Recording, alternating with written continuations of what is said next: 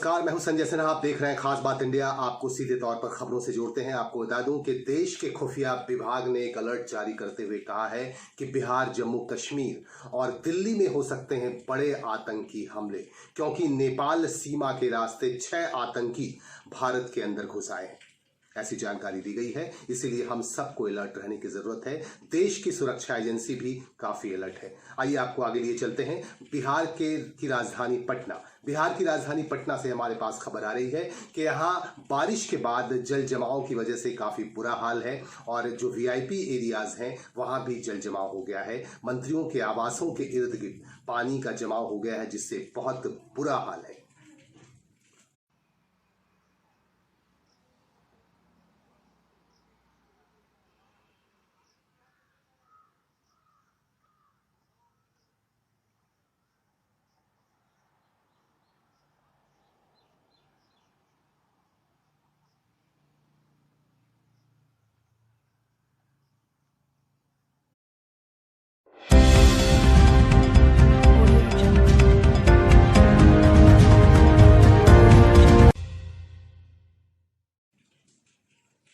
भारत और चीन के बीच चल रहा है विवाद। हमारे पास खबर आ रही है कि भारत चीन को चौतरफा घेरने की तैयारी कर रहा है और इसकी तैयारी लगभग शुरू भी हो चुकी है और हथियार मुहैया कराने का काम करेगा इजराइल, फ्रांस और अमेरिका, जो भारत को चीन और भारत की सरहदों तक हथियार पहुंचा कर देगा। और इस तरह से भारत ने अपनी तैयारी लगभग पूरी कर ली है। और हमारे पास खबर आ रही है बंगाल के आसनसोल से। पेट्रोल और डीजल की बढ़ती कीमतों के खिलाफ कांग्रेस कार्यकर्ताओं ने यहां जबरदस्त तरीके से विरोध प्रदर्शन किया। पश्चिम बर्धमान जिले के जिला शासक जिलाधिकारी कार्यालय के समक्ष कांग्रेस के कार्यकर्ताओं ने विरोध प्रदर्शन किया। कांग्रेस के पश्चिम बर्धमान जिले के अध्यक्ष तरुण राय की अध्यक्षता में यह विरोध प्रदर्शन किया गया और इस विरोध प्रदर्शन में सामाजिक दूरत्व का भी पालन किया गया। और तरुण राय ने हमारे संवाददाता को बताया कि पेट्रोल और डीजल की कीमतों में लगातार बढ़ोतरी हो रही है और इस बढ़ोतरी को पर विराम लगना बहुत जरूरी है, वरना आम जरूरत की चीजों के दाम भी आसमान को छू लेंगे। यही वजह है कि तेल के दाम घटने चाहिए। पेट्रोल और डीजल की कीमतें नहीं घटेंगी तो बहुत मुश्किलों का सामना करना पड़ेगा भारत के लोगों को। और राष्ट्रपति तक ज्ञापन पहुंचाया गया जिलाधिकारी के माध्यम से और कांग्रेस के कार्यकर्ताओं ने यहाँ एक ज्ञापन सौंपा और यहाँ विरोध प्रदर्शन किया। আপনারা জানেন আজকে সারা ভারতবর্ষে লক্ষ লক্ষ মানুষ আজকে এইভাবে हम लोग রাষ্ট্রপতি কাছে আমরা দাবি সদন পেশ করছি। কারণ যে জেলা থেকে আমি দাবি রাখছি, দাবি সদন পাঠাচ্ছি। এটা নিয়ম হচ্ছে জেলা শাসকের মাধ্যমে। তাই কালকে জেলা শাসকের সঙ্গে আমার কথা হয়েছে, ওনার মাধ্যমে আমরা রাষ্ট্রপতিকে জানাচ্ছি। ভারতবর্ষে একটা সরকার চলছে, যে সরকারটা পার্লামেন্টে অধিবেশনে কোনো আলোচনা করেন না, ভারতবর্ষের মানুষের ভোটে জিতেছেন, তাদেরকে জানানোর কোনো প্রয়োজন মনে পড়ে না। লকডাউন পর্বে যেভাবে তেলের দাম এবং মূল্যবৃদ্ধি বাড়ছে, মানুষের কাছে আজকে এই প্রশ্ন যে কিভাবে তারা জীবনযাপন করবেন, সেই অবস্থায় দাঁড়িয়ে তেলের দাম বিশ্ব বাজার নিয়ন্ত্রণ করে। তাহলে বিশ্ব বাজার যদি নিয়ন্ত্রণ করে, তাহলে আজকে তেলের দাম আজকে তলানিতে দাঁড়িয়েছে। সেই জায়গায় যদি তেলের দাম বিশ্ববাজারে তলানিতে যায়, তাহলে ভারতবর্ষে প্রত্যেক দিন তেলের দাম বাড়ছে কেন? এবং একটা বিশ্ব রেকর্ড করেছে যে ডিজেলের দাম পেট্রোলের দামের থেকে বেশি হয়ে গেছে। এই সরকারের কোনো হেলদোল নেই। কেন্দ্রীয় সরকার তার শেষ নিয়ে নিচ্ছে, রাজ্য সরকারও তার এটা প্রাপ্য বুঝে নিচ্ছে।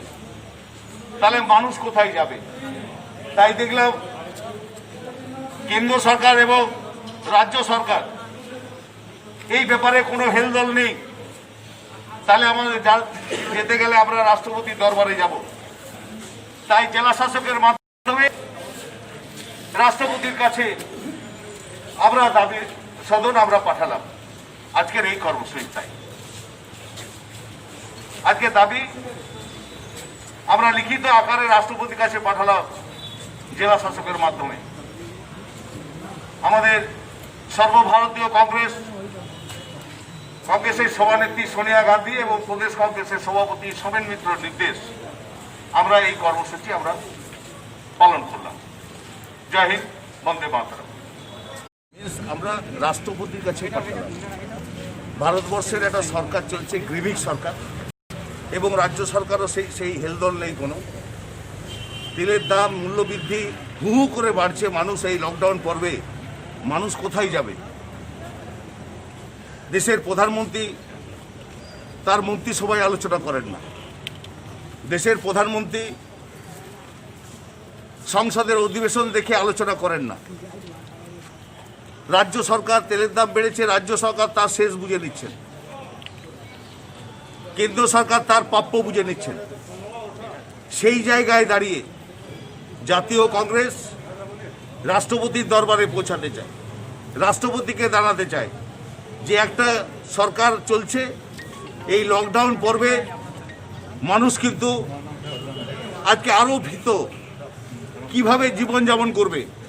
তাই আমরা সারা ভারতবর্ষের কংগ্রেস নেমেছে, কখনো অনলাইনের মাধ্যমে, যেহেতু লকডাউন পর্ব চলছে আমরা অনলাইনের মাধ্যমে আমরা আমাদের দাবি আমরা রাখছি, এবং জেলা শাসকের মাধ্যমে পশ্চিম বর্ধমান জেলা কংগ্রেসের পক্ষ থেকে আমরা দাবি সদন আমরা জেলা শাসকের কাছে দিলাম। তার মাধ্যমে দেশের রাষ্ট্রপতির কাছে দেশের এই ভয়াল অবস্থা জাতীয় কংগ্রেস তাই তুলে ধরল। आज के लिए जगह सोशल डिस्टेंस पे अपना सोशल डिस्टेंस का रजिया उड़ाया जा रहा है, कि किस तरह से देख रहे हैं आप? सोशल मास्क भी नहीं है किसी के पास, ये कैसा ही है? দেখুন, যেমন আমরা সচেতন করছি, আমাদের দলের মধ্যেও কিছু লোক ঢুকে যাচ্ছে, আমাদের কর্মীরা আছেন, তারা শুনতে চাইছে। কি করা যাবে? কিছু তো করার নেই। একটা প্রোগ্রাম হচ্ছে তো হয়ে গেছে, আমরা মেনটেন করেই চলছি। अपना पीछे तो सोशल डिस्टेंस সোশ্যাল ডিস্টেন্স মেনেই অল্প লোক নিয়ে আসা হয়েছে, ওই জন্যে। ঠিক আছে, আমরা আরও অ্যাওয়ারনেস নিয়ে আসছি, মানুষের কাছে বলছি। আমি তরুণ রায়, সভাপতি পশ্চিমবঙ্গ ও পশ্চিম বর্ধমান জেলা কংগ্রেস সভাপতি। কেন্দ্রীয় সরকার রাজ্য সরকারের কোনো হুঁশ নেই। এমন একটা সরকার চলছে যে যেখানে বিশ্ববাজার নিয়ন্ত্রণ করে তেলের দাম, সেখানে বিশ্ববাজারের তেলের দাম তলানিতে ভারতবর্ষে ডেলি বাড়ছে। সেই জায়গায় দেখলাম যে উদাসীন কেন্দ্রীয় সরকার তার প্রাপ্যটা বুঝে নিচ্ছেন, রাজ্য সরকার তার প্রাপ্য বুঝে নিচ্ছেন। তাহলে আমরা যাব কোথায়? জাতীয় কংগ্রেস রাষ্ট্রপতির দরবারে, আজকে রাষ্ট্রপতির দরবারে। তাই জেলা শাসকের মাধ্যমে আমরা রাষ্ট্রপতিকে আমাদের দাবি সদন পাঠালাম। चार हाथ दिए জেলা শাসক নিলেন উনি। अपना नाम আমি তরুণ রায়, সভাপতি পশ্চিম বর্ধমান জেলা কংগ্রেস কমিটি।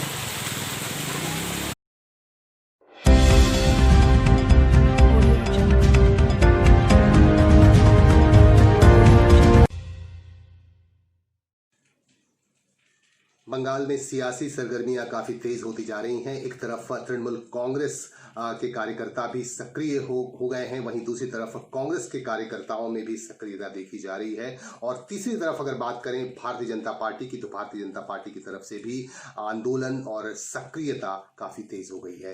भाजपा की तरफ से भी लगातार आंदोलन किए जा रहे हैं। हमारे पास खबर आ रही है बंगाल के रिसड़ा नगर पालिका कार्यालय के समक्ष भाजपा कार्यकर्ता ने यहाँ जबरदस्त तरीके से विक्षोभ प्रदर्शन किया। इनका कहना है कि पूरे बंगाल में दुर्नीति बहुत चरम पर है। विशेषकर रिसड़ा की अगर बात करें तो रिसड़ा नगर पालिका की तरफ से भी काफी दुर्नीति की जा रही है। सरकारी जमीनों पर अवैध तरीके से कब्जे किए जा रहे हैं। इस पर विराम लगना चाहिए, ऐसा कहना है भाजपा कार्यकर्ताओं और नेताओं का।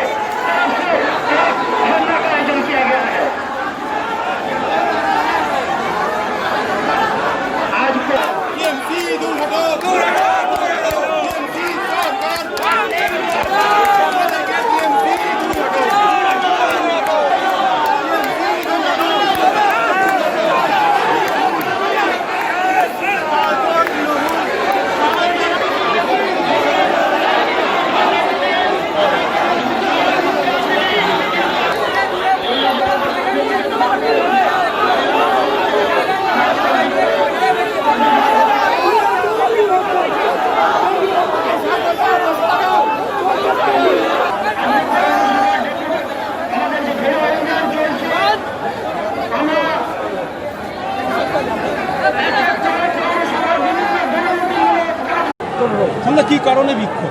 ছোট করে আমাদের এখানে পাহাড় প্রমাণ যে পৌরসভার দুর্নীতি, সেই দুর্নীতির বিরুদ্ধে সরকারি জমিন, সেই জমিন রেজিস্ট্রি করে বিক্রি হয়ে গেছে, বাড়ি হয়ে গেছে। কি করে হলো? ফ্ল্যাটে দুর্নীতি, আপনার প্রধানমন্ত্রী আবাস যোজনায় দুর্নীতি, সর্বক্ষেত্রে এমনকি যে সরকারি সহায়তা আমপান ঝড়ে বিধ্বস্ত মানুষের, সেখানেও তারা লিস্ট দিচ্ছে না, জানাতে চাইছে না কাদের দিয়েছে, সব আপনজনেদের দিয়ে হয়ে গেছে। এখানে নিয়োগ হয়েছে, যে পৌরসভায় নিয়োগ আপনজনেরা পেয়েছে, নিয়োগ নিয়ে দুর্নীতি, এসবের বিরুদ্ধেই আজকে প্রতিবাদ ঘেরাও আন্দোলন আমাদের চলছে। আমরা চাইছি এই দুর্নীতিগ্রস্ত পৌরসভার ইমিডিয়েট বিদায় হোক, যে প্রশাসক বসেছে চেয়ারম্যান, তাকে সরিয়ে নিরপেক্ষ একজন সরকারি আধিকারিক এখানে প্রশাসক হিসাবে নিয়োগ হোক।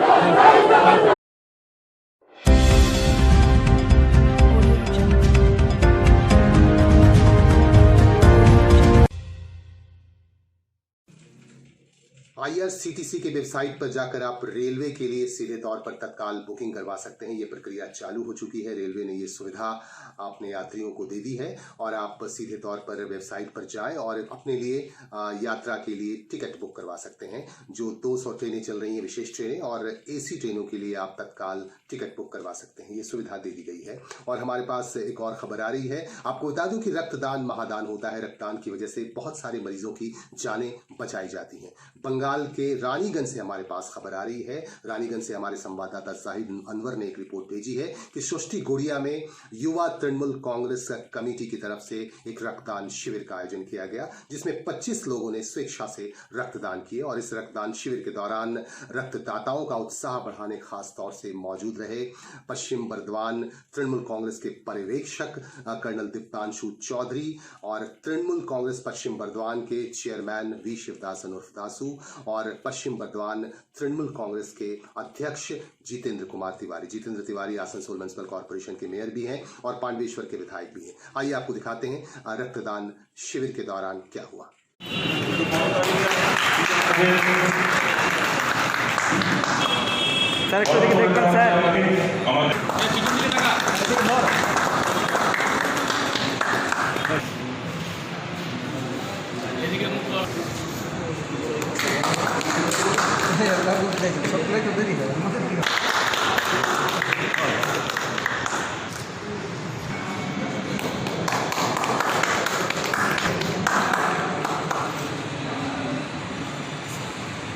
এরপর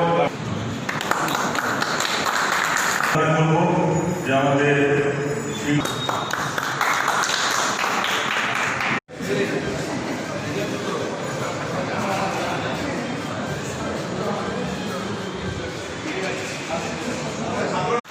এরপর আমি বক্তব্য আমাদের পশ্চিম আজকে এই মঞ্চে আছেন পশ্চিম বর্ধমানের এই জেলার চেয়ারম্যান এবং দীর্ঘদিন এই জেলার সভাপতিত্ব যিনি করেছেন সিনিয়র নেতা আমাদের দাসুদা, আমাদের সাথে এই জেলার সভাপতি এবং আসানসোলের মহানগরী এবং পাণ্ডবেশ্বরের বিধায়ক আমার ভাতৃপ্রতীক নিজের যে জিতেন্দ্র তিওয়ারি জিতেন্দ্র আছেন, এখানকার ব্লক প্রেসিডেন্ট অলোকদা আছেন, আমাদের সাথে রানীগঞ্জের কাউন্সিলর এবং ছাত্র নেতা কাঞ্চনদা আছেন, দিব্যেন্দুদা আছেন, সীমারি আছেন এবং সর্বোপরি আজকে যার নেতৃত্বে আজকে অনুষ্ঠান এই জেলার যুব সভাপতি ববিতাদি আছেন এবং সমস্ত এই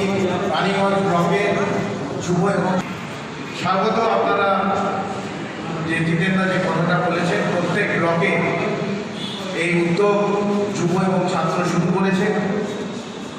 তবে এটা আজকে শুরু হয়নি, এটা বিগত 4 মাসের প্রত্যেক জায়গায় আমরা দেখেছি।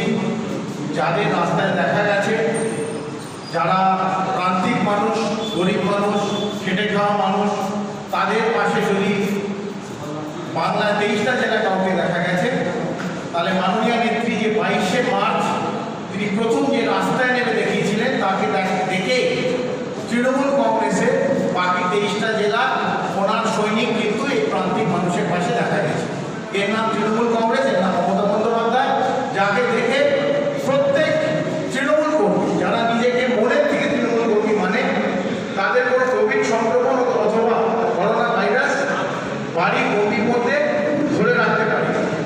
প্রান্তিক মানুষের জন্য যাদের রাস্তায় দেখা গেছে, খাদ্য সামগ্রী যাদের হাতে তুলে দেওয়া হয়েছে, দুঃখের সময় তাকে মেডিকেল ফ্যাসিলিটি দেওয়া হয়েছে অথবা মাস্ক দেওয়া হয়েছে, এবং যখন রক্ত সংকট এসেছে তখন আমরা দেখেছি বর্দিধারী পুলিশরা হাজার হাজার ব্লাড ইউনিট পুরো বাংলার থেকে বিভিন্ন হসপিটালে, সরকারি হসপিটালে, প্রাইভেট হসপিটালে এই রক্তদান শিবিরের উদ্যোগে এই রক্ত তুলে দিয়েছেন। এবং তৃণমূল কংগ্রেসের যারা প্রকৃতভাবে লড়াই করছে, প্রত্যেক সৈনিক নিজের রক্ত দিয়ে বাংলার বহু মা ভাই তাদের নিকটজনকে ক্যাম্প করা হয়েছে। আজকে যে নেতৃত্ব উপস্থিত রয়েছে, যার মধ্যে জেলা প্রেসিডেন্ট জিতেন তিওয়ারি থেকে শুরু করে জেলা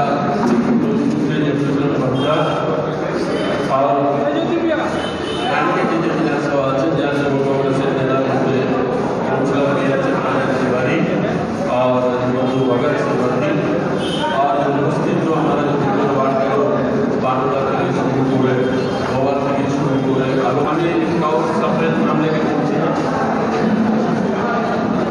সবাইকে আমি ধন্যবাদ জানাচ্ছি। আজকে এই প্রোগ্রাম করতে আপনি আমাকে লাগানো যা থেকে শুরু করতে এই নিজেদের সঙ্গীত प्रोग्राम जो कुछ नेता আসছে এগুলো তোমাকে অর্গানাইজেশন করার দরকার।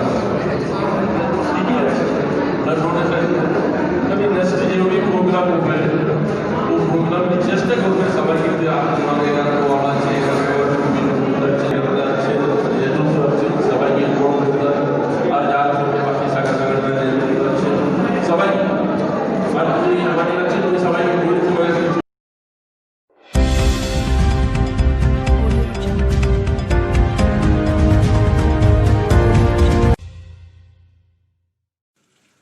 सीबीएसई बोर्ड ने रिजल्ट की तैयारी शुरू कर दी है। 15 जुलाई तक 10वीं और 12वीं का रिजल्ट आ जाएगा और जो है रिजल्ट आने की तैयारी भी कर रहे हैं। छात्र छात्राओं में काफी उत्साह भी देखा जा रहा है और हमारे पास जो खबर आ रही है कि 15 जुलाई तक 10वीं और 12वीं के रिजल्ट घोषित कर दिए जाएंगे और इसकी प्रक्रिया लगभग शुरू हो चुकी है। मित्रों, आपको बता दूं कि भगवान और भक्त के बीच का जो रिश्ता होता है बहुत ही प्रेम और भाव का रिश्ता होता है। हमारे पास उत्तर प्रदेश के अयोध्या से एक खबर आ रही है। अयोध्या के हनुमानगढ़ी स्थित हनुमान मंदिर में पूजा अर्चना के लिए पहुंचे उत्तर प्रदेश के मुख्यमंत्री योगी आदित्यनाथ और यहाँ पूजा अर्चना के दौरान उन्होंने हनुमान जी को मास्क भी चढ़ाया और उनसे ये अनुरोध किया कि प्रदेश को कोरोना मुक्त करें हनुमान जी, बजरंगबली। ऐसी प्रार्थना योगी आदित्यनाथ ने की।